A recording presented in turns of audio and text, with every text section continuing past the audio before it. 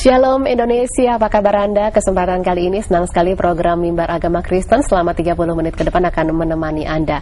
65 tahun sudah Indonesia merdeka, dan tentunya kami yakin sekali sudah cukup banyak kegiatan ataupun juga mungkin banyak di antara Anda yang sudah merayakan kemerdekaan atau malam puncak kemerdekaan bersama dengan orang-orang yang Anda kasihi, bersama dengan keluarga, teman, bahkan saudara. Dan bagaimana kita memaknai kemerdekaan yang saat ini sudah kita rayakan, dan ke depan masih banyak tantangan tentunya yang akan kita hadapi, dan kita akan membahas seputar kemerdekaan, keadilan, dan kedamaian bersama dengan hambanya yang saat ini sudah bersama dengan saya di studio. Ada Bapak Pendeta Saud Sirahid MTH, beliau adalah Pendeta HKBP Bandung Reformanda. Ya, kita sapa dulu ya. Shalom Pak Saud. Shalom Karya dan seluruh pemirsa di tanah air ya. Iya, betul. Salam merdeka juga. Salam merdeka. Karena masih bulan kemerdekaan di Agustus ini. Ya, kemerdekaan, keadilan, dan juga kedamaian. Sebenarnya relevansinya ini ada di mana untuk Pak Pendeta, mungkin kalau bisa menjelaskan kepada kita semua. Ya, pertama-tama ya, banyak kita yang merayakan. Tentu bagian dari ungkapan atau pencerminan dari sukacita kita. Cuman seringkali kita memang bisa tergerus makna utama dari kemerdekaan itu. Dan kalau dari perspektif iman Kristen, memang sangat dalam dan luas arti kemerdekaan. Bahkan Allah Alkitab itu adalah Allah yang identik dengan kemerdekaan. Jadi punya dimensi yang luas begitu ya? Sangat luas dan substansif sekali, sangat mendasar tuh kemerdekaan. Jadi firman Tuhan mengatakan di 1 Korintus 3:17 itu, di mana ada roh Allah, di situ ada kemerdekaan. Di mana ada roh Allah, di situ ada kemerdekaan. Bagaimana kita bisa mengetahui di situ ada roh Allah dan di situ ada kemerdekaan? Nah, justru di situ, kalau roh Allah berkuasa di tengah-tengah kita, ya, kita merdeka. Tapi ketika ada kuasa lain berada dalam, termasuk dalam relasi kita ini, itu berarti roh Allah tidak sedang ada bersama kita oleh realitas kita. Dan itu tidak merdeka. Tidak merdeka. Iya. Jadi memang bagi Tuhan sendiri kemerdekaan ya, baik sebagai secara pribadi maupun secara komunitas, bahkan sebagai negara, oleh kesamaan nasib, cita-cita dan lain sebagainya, itu kemerdekaan itu sangat bersifat teologis. Jadi dari cuman lebih meluas, dia tidak hanya persoalan hak-hak asasi manusia atau hak sosial. Ini juga berkaitan dengan dalam pemahaman roh Allah itu ada, di situ ada kemerdekaan. Itu juga bermakna pada pembebasan manusia dari segala jerat atau pemenjaraan dosa. Dan kita tahu sendiri dosa itu hadir dalam beragam bentuk dan jenis, tapi paling tidak dia akan membuat kejahatan yang menimbulkan kerugian dan lain sebagainya. Jadi roh Allah tidak hanya dalam arti politis dan sosiologis memerdekakan itu, tetapi juga lebih dalam lagi, lebih luas lagi, juga memerdekakan kita dari segala sifat-sifat jahat yang memenjarakan. Sebab sifat contohnya bagaimana, Bang, sifat jahat yang memenjarakan itu? Pertama, ya, selfish, ya, egoisme, ya, keangkuhan, gila hormat, gila harta, gila nama, dan kemudian akibat semua itu dia membuat sikap atau mentalitas yang menerabas, yang mengabaikan segala hukum, yang sekarang korupsi. Iya, betul. Ya, dalam sebenarnya hal. Dia tahu ada batas, tetapi dia terobos batas itu, begitu, Bang. Dia tidak sadar bahwa itu adalah penjara. Korupsi itu bagian dari jeratan dosa, ya, yang memenjarakan orang. Dia sadar nggak, mungkin Pak Pendeta? Secara iman ada pasti hati nurani. Betul, hati nurani. Tapi dia itu pasti bisa ditenggelamkan. Dikalahkan. Itu bisa ditenggelamkan, ya. Dan ini yang mengakibatkan terjadinya pelbagai kerusakan. Ya, jadi jerat dosa itu, ya, pemenjaraan dosa itu, wah, implikasinya Luas ya. luas sekali, dan daya rusaknya juga sangat dahsyat. Tidak peduli. Ini yang paling tidak peduli pada siapapun, selain apa yang menjadi kepentingannya. Ya, sebenarnya Pak Pendeta, kita tahu bahwa sebenarnya ada batas begitu, di mana memang disitulah batas kita untuk berhenti begitu, untuk kita hati nurani kita berjalan begitu, untuk tidak melakukan sesuatu hal yang negatif. Tetapi ternyata itu diterobos juga begitu Pak Pendeta persoalannya. Iya, Kak Rea dan pemirsa di seluruh tanah air, ini yang paling memang perlu kita lihat apa yang disebut dengan kesadaran hati ya. Jadi justru kepentingannya, ambisinya, nafsunya itu yang memenjarakan dia. Nah, sehingga dia tidak mampu sebetulnya melepaskan diri dari situ. Nah, orang yang tahu batas itu yang merdeka sesungguhnya. Iya. Yang padahal ada batas tapi merdeka. Iya. Yang tidak tahu batas itu justru yang terpenjarakan. Nah, di sini yang sebetulnya makna dari kemerdekaan itu akan juga menyentuh orang untuk memiliki kepedulian, memiliki apa yang disebut semacam kritis pribadi, ya, kontrol pribadi, dan lain sebagainya. Iya. Tapi kan kemerdekaan itu identik dengan bebas, begitu Bang? Kita bebas, ya, tapi tidak liar. Iya. Terkendali. Beda liar dengan bebas. Iya. Bebas itu keindahan, liar itu kerusakan. Jadi bebas-bebas saja, tapi bukan liar. Nah, di situ perbedaannya. Ada orang katakan bebas yang bertanggung jawab, enggak. Bebas lawannya liar. Orang bebas itu pasti bertanggung jawab. Dan ketangguhan pribadinya karena dia oleh proses kesadarannya sendiri, hati nurani sendiri yang memilih jalan untuk merdeka dari segala apapun yang tidak manusiawi. Oke, baik, seperti itu. Kemerdekaan dan juga keadilan serta relevasi dengan hidup perdamaian. Seperti apa nanti kita akan bahas itu Pak Pendeta. Dan tentunya pemirsa sekalian, kita akan menikmati satu pujian berikut ini.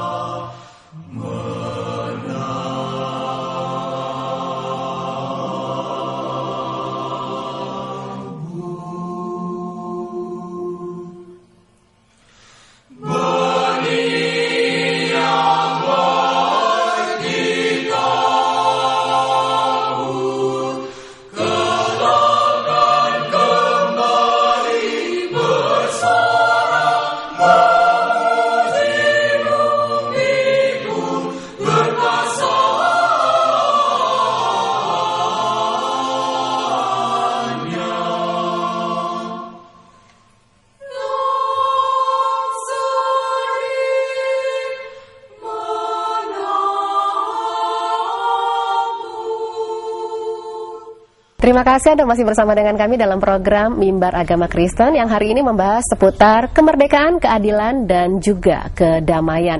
Dan di studio saya masih bersama dengan hambanya, Bapak Pendeta Saud Sirahid MTH dari Pendeta HKBP Bandung Reformanda. Dan kita menyambung lagi seputar relevansi topik kita hari ini, begitu Pak Saud. Kemerdekaan, keadilan, dan juga kedamaian. Bagaimana kalau kemerdekaan tanpa keadilan, atau mungkin juga keduanya tanpa kedamaian, begitu bisa nggak? Ya, ini satu rangkaian mata rantai ya. Jadi satu putus, satu lepas, ya rantai itu tidak jalan. Dalam seluruh kehidupan manusia, kemerdekaan, keadilan, dan perdamaian itu satu kesatuan dari mata rantai. Kemerdekaan tanpa keadilan, ya, itu akan membuat kita lepas kontrol, lepas kendali segala hal, ya. Jadi tanpa ada satu keadilan di dalam kemerdekaan itu, maka kita akan saling berkompetisi, ya, menjatuhkan begitu ya, ya. Siapa yang kuat dia akan menelan, melenyapkan dan menghancurkan, meniadakan yang lain. Ini kan yang paling berbahaya. Itu bisa dibilang seperti pemiskinan juga dong, secara sengaja atau dikondisikan begitu. Ya, marginalisasi. Proses-proses pemiskinan, pembodohan, dan lain sebagainya. Bukan hanya disengaja, pembiaran terhadap itu pun sebetulnya itu sudah melenyapkan keadilan. Pembiaran oleh siapa? Oleh pemerintah? Semua kita. Ya, oleh kita juga. Kita pemerintah ya, ya, tapi juga seluruh organisasi-organisasi kemasyarakatan. Termasuk gereja. Terutama dia memiliki panggilan untuk itu.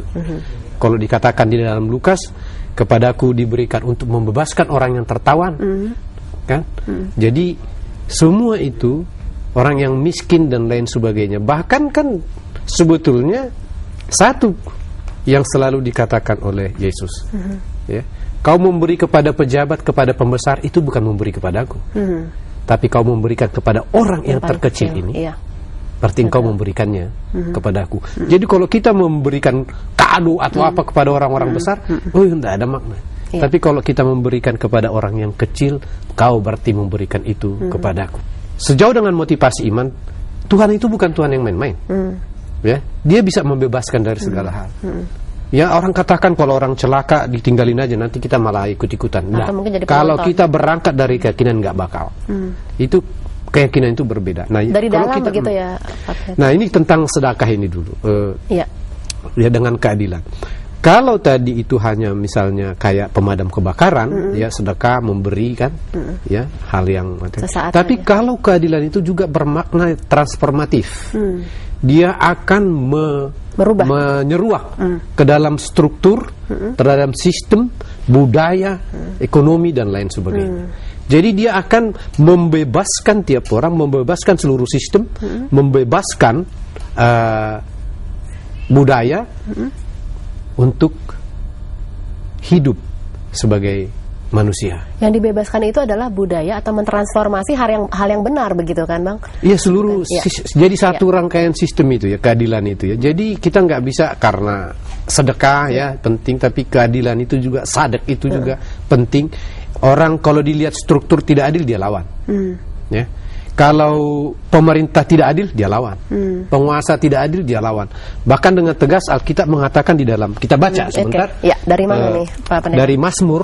Dari Mazmur 10 ayat 15 sampai 18. Ya, seperti apa tuh? Ya. Dia katakan begini, patahkanlah lengan orang fasik dan orang jahat, tuntutlah kefasikannya sampai engkau tidak menemuinya lagi. Tuhan adalah Raja untuk seterusnya dan selama-lamanya. Bangsa-bangsa lenyap dari tanahnya. Keinginan orang-orang yang tertindas telah kau dengarkan, ya Tuhan. Engkau menguatkan hati mereka, engkau memasang telingamu untuk memberi keadilan kepada anak yatim dan orang-orang yang terinjak, supaya tidak ada lagi seorang manusia di bumi yang berani menakut-nakuti. Nah, ada dua yang paling penekanan di sini. Sampai engkau tidak menemuinya lagi. Artinya lenyapkan itu ketidakadilan. Iya, tapi kan sulit sekali begitu, Pak Pendeta, kalau kita mau melihat keadaan sekarang sudah seperti benang kusut. Kita mau memulai dari mana? Itu sangat sulit untuk dilakukan begitu. Pertama, memang itu memang bukan given ya. Atau kadang-kadang juga mungkin pertanyaannya itu bukan tugas saya begitu. Lah itu dia, ini hari bulan kemerdekaan. Coba kita bayangkan sekarang para pejuang kemerdekaan, ya, meregang nyawa, keluarganya ditinggalkan, betul. Segala sesuatu dia tinggalin. Tidak mudah. Kalau kita hanya mau mudah, kita akan jadi budak. Orang merdeka itu meraih yang terbaik, bukan yang termudah. Jadi menjadi budak di negara sendiri, begitu ya? Jadi meraih yang terbaik. Jadi kita harus berjuang. Ya. Pertama memang muatan moral itu. Muatan moral itu begini ya.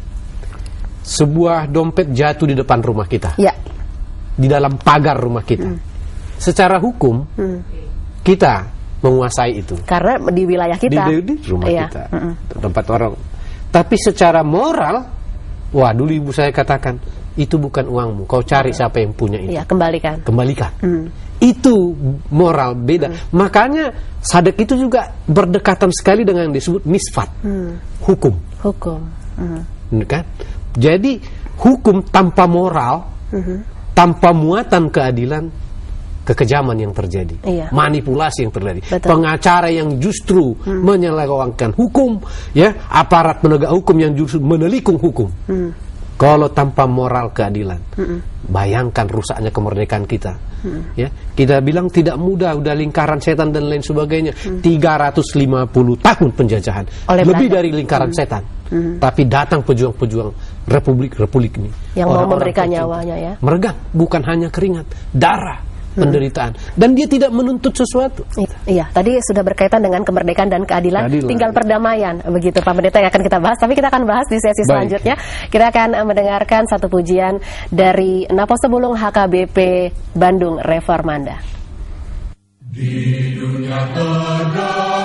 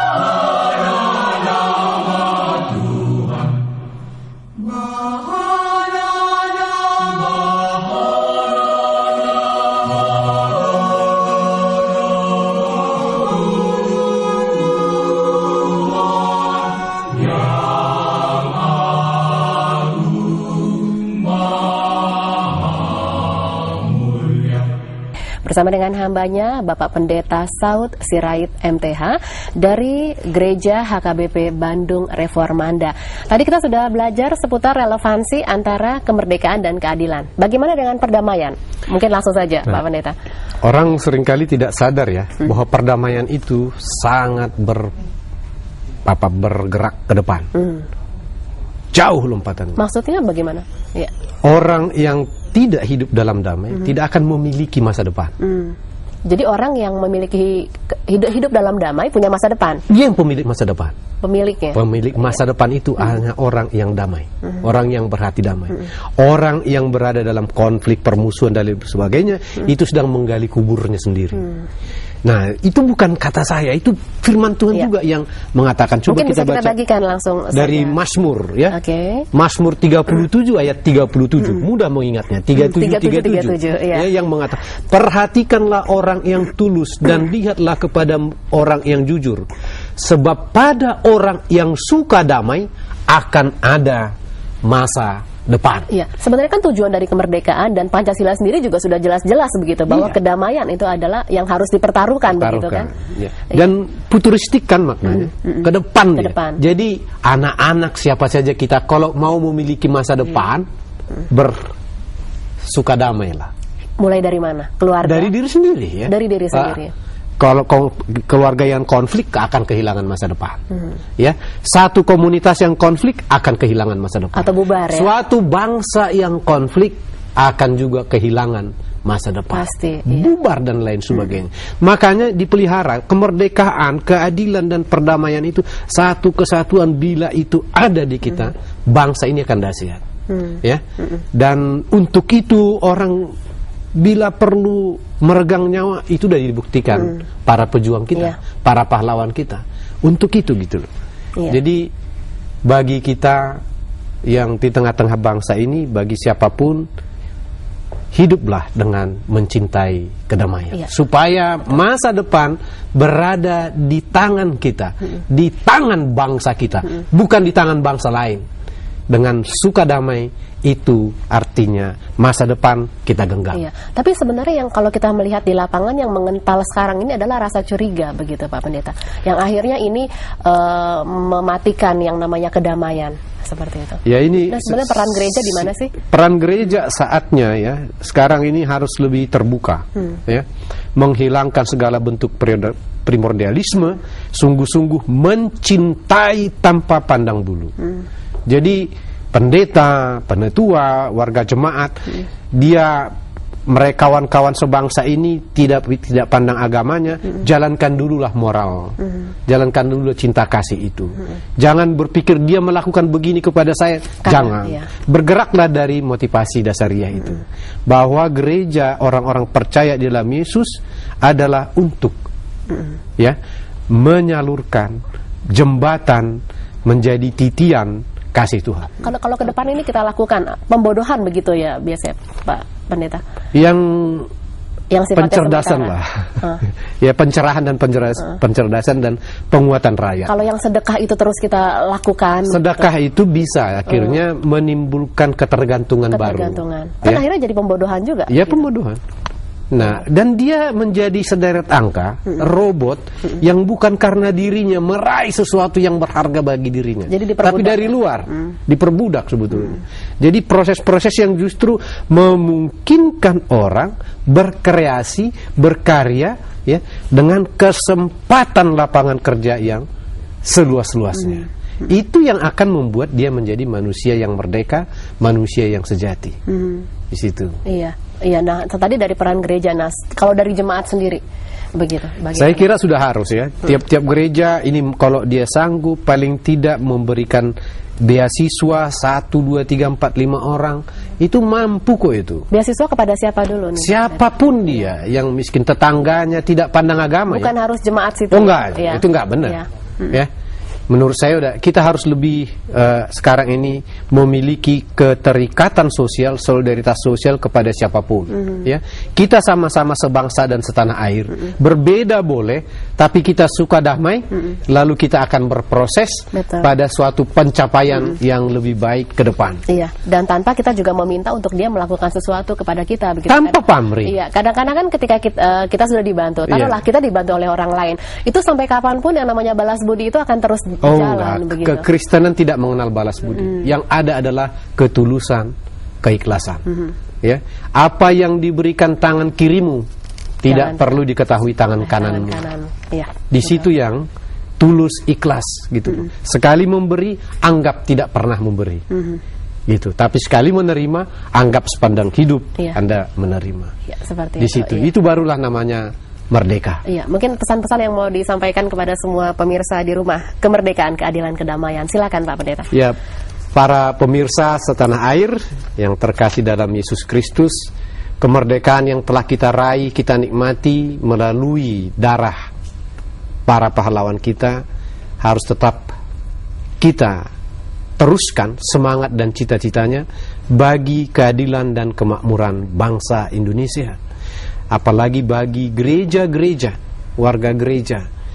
Tidak ada lagi waktu bagi kita selain mengabdi, berkarya bagi bangsa, terutama melakukan proses-proses pendekatan yang transformatif bagi keadilan dan perdamaian. Tuhan memberkati. Kita akan berdoa untuk semua pemirsa sudah menyaksikan program ini. Mari kita berdoa. Allah Bapa kami di dalam Yesus Kristus, kami berterima kasih dan bersyukur untuk pemeliharaan Tuhan 65 tahun di bulan Agustus ini, kemerdekaan yang diraih bangsa kami. Berkatilah ya Tuhan, biarlah kami menjadi manusia-manusia yang merdeka, manusia-manusia yang adil, manusia-manusia yang suka damai satu sama lain, menjauhkan segala bentuk konflik, menjauhkan segala bentuk-bentuk kejahatan dan jeratan dosa-dosa. Tuhan berkati seluruh rakyat Indonesia, berkati bangsa ini, ajak dan tuntun para pemimpin untuk mengabdi, untuk senantiasa terinspirasi oleh perjuangan-perjuangan para pahlawan kami. Tuhan, ajari gerejamu bahwa ia adalah bagian yang kau utus ke tengah-tengah bangsa, bukan untuk dirinya, tetapi bagi orang lain, hidupnya bagi orang lain. Berkati semua, juga seluruh bagian dari Televisi Republik Indonesia, TVRI, yang Tuhan berkati juga seluruh karyawan, seluruh pimpinannya, agar mereka sungguh-sungguh juga menjadi bagian yang utuh dan dominan dalam proses membentuk manusia yang merdeka, adil dan suka damai. Terima kasih ya Yesus. Amin. Amin. Terima kasih Pak Pendeta Terima kasih kembali untuk waktunya untuk pembelajaran kita di hari ini yang pastinya berguna sekali, dan ini merupakan momentum untuk kita bisa mengisi kemerdekaan yang sudah kita lalui. Bahkan ke depan begitu banyak tantangan yang ini juga merupakan PR kita bersama sebagai bangsa Indonesia. Terima kasih untuk kebersamaan Anda yang sudah bergabung bersama dengan kami. Tuhan Yesus memberkati.